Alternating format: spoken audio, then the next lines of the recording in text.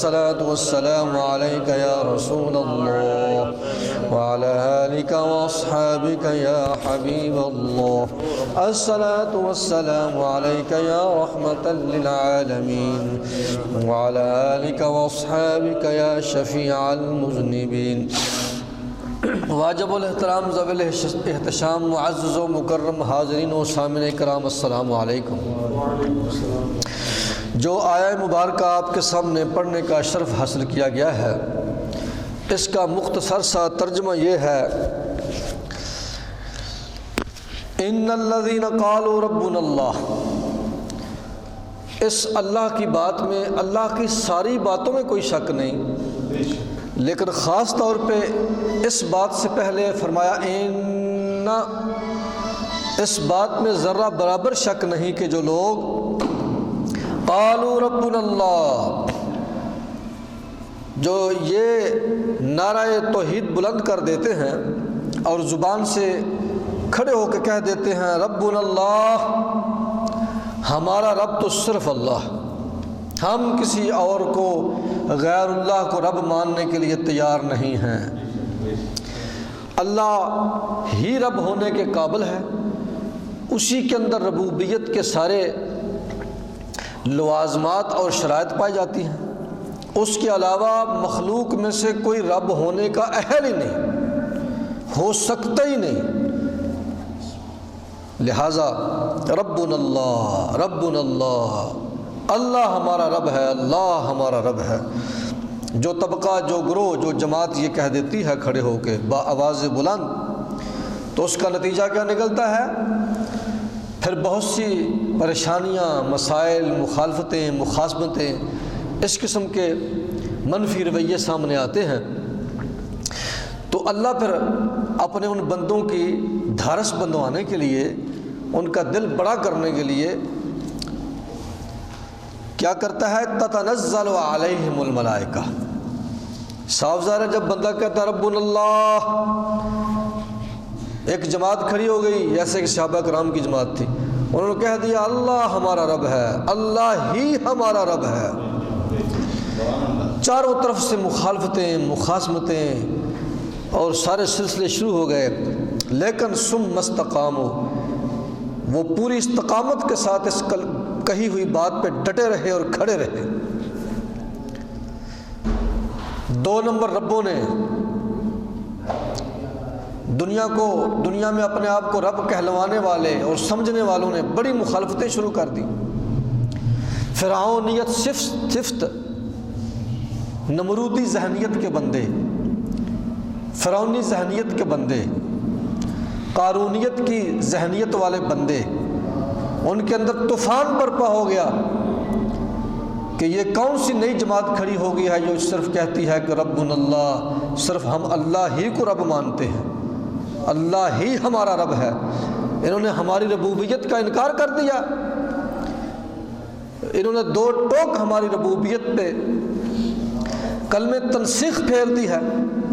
انہوں نے پھر مخالفتیں شروع کر دی، قتل کے منصوبے بننے شروع ہو گئے، اور چاروں طرف سے جب مخالفتیں اور مخاصمتوں کے سمندر امانڈ آئے، لیکن یہ ثم استقاموا، اس کہی ہوئی بات پہ استقامت اختیار کر گئے، تو اللہ نے بطور انعام، بطور مہربانی، بطور رحمت، اللہ نے رحمت فرمائی، کرم فرمایا، اپنے ان بندوں کا دل مضبوط کرنے کے لیے تتنزل علیہم الملائکہ، اپنے فرشتوں کو ان کے پاس بھیج دیا. تو فرشتے کب آتے ہیں؟ جب آدمی پہلے نعرہ بلند کرے، اور وہ نعرہ کیا ہونا چاہیے؟ ربنا اللہ، اللہ ہمارا رب ہے. یہ نعرہ لگانے کے بعد دنیا ادھر سے ادھر ہو جائے، جو مرضی ہو جائے، پھر اس مرد مومن کا قدم نہیں ڈگمگانا چاہیے، پھر پوری استقامت کے ساتھ اس بات پہ سے ڈٹ جانا چاہیے. اس کے بعد پھر اللہ کے فرشتے نازل ہوتے ہیں. اس لیے مرشد اقبال نے اسی جگہ فرمایا تھا، آج بھی ہو گر ابراہیم سا ایمان پیدا، آگ کر سکتی ہے انداز گلستان پیدا. اور فرشتوں کے نزول کے بارے میں مرشد نے کہا کہ فضائے بدر پیدا کر، اے مسلمان فضائے بدر پیدا کر۔ بدر تو قیامت تک ہو نہیں سکتی، لیکن بدر کی فضا تو ہو ہی سکتی ہے۔ فضائے بدر پیدا کر، فرشتے تیری نصرت کو اتر سکتے ہیں، اب بھی قطار اتر سکتے ہیں گردوں سے، قطار اندر قطار اب بھی فرشتے آ سکتے ہیں، لیکن فرشتوں کے نزول سے پہلے 2 شرطیں ہیں جو بندہ مومن کو پوری کرنی پڑیں گی، اور وہ یہ ہے، ایک تو یہ ہے کہ ربنا اللہ کا نعرہ بلند کرے، اور دوسرا یہ ہے کہ استقامت کا مظاہرہ کرے۔ ربنا اللہ کا نعرہ بلند کرے اور استقامت کا مظاہرہ کرے، تو اللہ فرماتا ہے میرا وعدہ یہ ہے کہ تتنزل علیہم الملائکہ، میں تمہارے اوپر اپنے فرشتوں کو بھیجوں گا، اور وہ آ کے کیا کہیں گے؟ اللہ تخافوا ولا تحزنوا، اے جماعت مجاہدین، اے مومنو، اے مجاہدو، اے سرفروشو، تم نے کسی سے خوف نہیں کھانا، ولا تحزنوا، غم زدہ نہیں ہونا، بے خوف ہو جاؤ، بے غم ہو جاؤ۔ اللہ والو، اللہ کے عاشقو، نبی کے عاشقو، مجاہدو، سرفروشو، بے خوف ہو جاؤ، بے غم ہو جاؤ۔ وَأَبْشِرُوا بِالْجَنَّةِ الَّتِي كُنْتُمْ تُوعَدُونَ، اگر تم اس مارکے کو سر کر کے واپس چلے گئے، جس حق کے راستے پہ تم چل رہے ہو، یہاں بڑے بڑے مارکے آئیں گے، اگر کسی مارکے میں تم جیت گئے تو تم غازی بن جاؤ گے، پھر بھی جنت پکی ہے۔ اگر تم مر گئے تو پھر بھی شہید آؤ گے، پھر بھی جنت پکی ہے۔ میں نے تمہارے لیے دونوں طرف جنت تیار کر کے رکھ دی ہے۔ اگر حق کے مارکے میں تم مر گئے تو پھر بھی شہید ہو کے جنت، اور اگر کامیاب ہو گئے، غازی بن کے آئے، تو پھر بھی جنت تمہاری پکی ہے۔ تمہیں بشارت دینے آئے ہیں، فرشتے کہتے ہیں اے مجاہدین ہم تمہیں بشارت دینے آئے ہیں، اور وہ کیا ہے؟ بالجنت التی کنتم توعدون، اس جنت کی ہم تمہیں بشارت دیتے ہیں۔ دونوں صورتوں میں تمہارے لیے جنت ہی جنت ہے، اور وہ جنت جو تمہارے لیے خاص طور پہ ہم نے تیار کر کے رکھی ہوئی ہے۔ اللہ کی طرف سے یہ پیغام دیا جا رہا ہے کہ اے مجاہدو، اللہ نے یہ پیغام بھیجا ہے فرشتوں کے ذریعے کہ اللہ نے تمہارے لیے جنت تیار کر کے رکھی ہوئی ہے، وہ جنت جس کا تم سے وعدہ کیا گیا تھا۔ اور اللہ نے یہ فرمایا ہے، مجاہدین کو یہ پیغام آیا ہے، نحن اولیاؤکم، میں بھی اور میرے فرشتے بھی تمہارے مددگار بن کے رہیں گے، فی الحیات الدنیا و فی الآخرہ، دنیا کے اندر بھی تمہارے مددگار اور آخرت میں بھی تمہارے مددگار بنیں گے، تم بے خوف ہو جاؤ۔ وَلَكُمْ فِيهَا مَا تَشْتَهِي أَنفُسُكُمْ، تم سوچتے ہوگے کہ جنت میں ہمارے لیے کیا ہوگا، خیال تو آتا ہے نا کہ جس جنت کی اللہ نے ہمیں خوشخبری بھیجی ہے اور ہمارے لیے جنت تیار کر کے رکھی ہے، اس جنت میں ہمارے لیے کیا ہوگا؟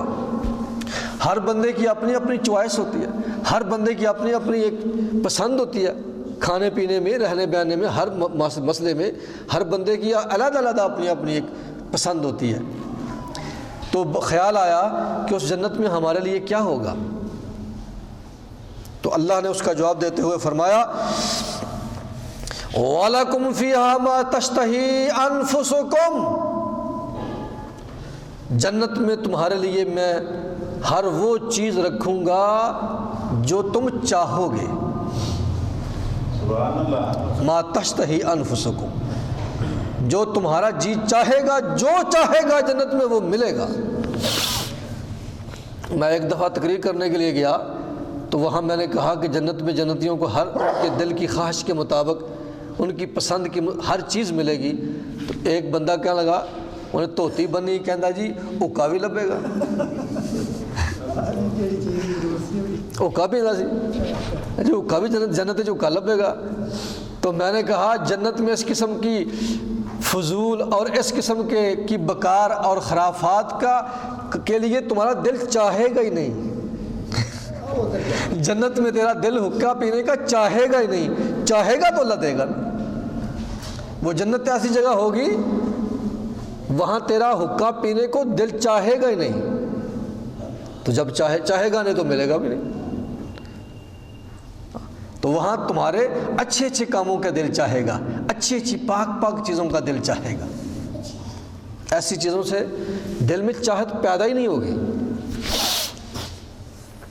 مثلا یہ صرف مذاق نہیں ہے، یہ حقیقت ہے۔ آپ دیکھیں ہم جب چھوٹے چھوٹے ہوتے تھے تو سب سے پسندیدہ ہمارا مشغلہ نہر میں نہانا ہوتا تھا۔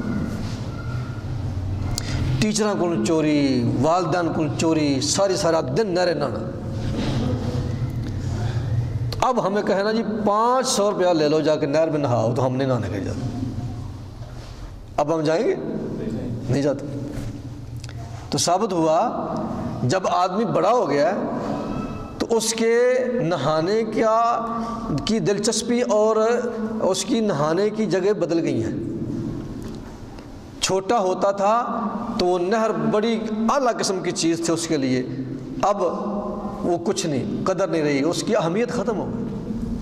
ہم چھوٹے ہوتے تھے تو سائیکل، اپنے والد صاحب کا سائیکل چوری نکال کے وہ وچ وڑ کے کینچی چلا دے، ہاں جی بڑے اوکھے ہو کے پجا کے سارا دن ساہ چڑھ جانا، ہاں جی، تو بڑا خوش ہونا، بلے بلے بلے بلے۔ اب ہمیں کوئی 1000 روپیہ دینا کہ لو ذرا سائیکل چلاؤ، کینچی چلا نہیں کینچی تو 50,000 بھی نہیں چلانا۔ تو ثابت ہوا کہ جگہ، وقت، سوچ، عمر بدلنے کے ساتھ آدمی کی چوائس بھی بدل جاتی ہے۔ تو میں نے اسے کہا حقہ، اللہ کی جنت میں تیرا دل چاہے گا نہیں کہ تو حقہ پیے۔ وہ ایسی عظیم و شان جگہ ہوگی، ایسی کمال کی جگہ ہوگی کہ وہاں تیرے دل سے اس قسم کی چیزوں کی خواہش ہی نکل جائے گی۔ ورنہ اللہ تو پابند ہے، اللہ تو اس چیز کا اس نے وعدہ کیا کہ جو تم چاہو گے میں جنت میں تمہیں دوں گا۔ اور اللہ کا بندہ جنت میں جو جانے والا ہوگا وہاں چاہے گا اچھی اچھی چیزیں، گندی چیزیں چاہے گا نہیں۔ وَلَكُمْ فِيهَا مَا تَشْتَهِي أَنفُسُكُمْ، جنت میں ہر وہ چیز تمہیں ملے گی جو تم چاہو گے۔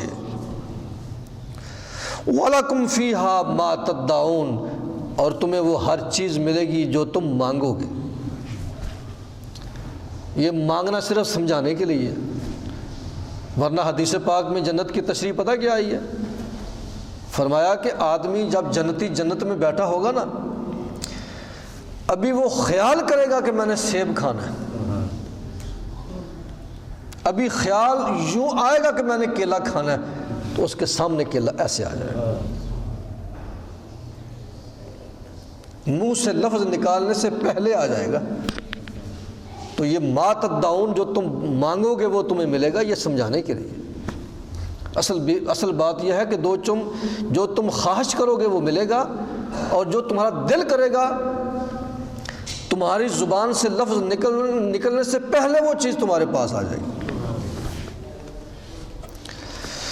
اور یہ کتنی کمال کی زندگی ہوگی۔ یہ ساری چیزیں تشبیہات کے انداز میں، یاد رکھو، جنت کا جتنا منظر بیان کیا گیا وہ سارا تشبیہی انداز میں بیان کیا ہے، سمجھانے کے لیے۔ ورنہ جنت ایک ایسا مقام ہے جہاں ہماری سوچ نہیں پہنچ سکتی، ہماری سوچ نہیں وہاں تک جا سکتی کہ جنت کیسی جگہ ہے، وہ اللہ نے ہمارے لیے تیار کر کے رکھی ہوئی ہے۔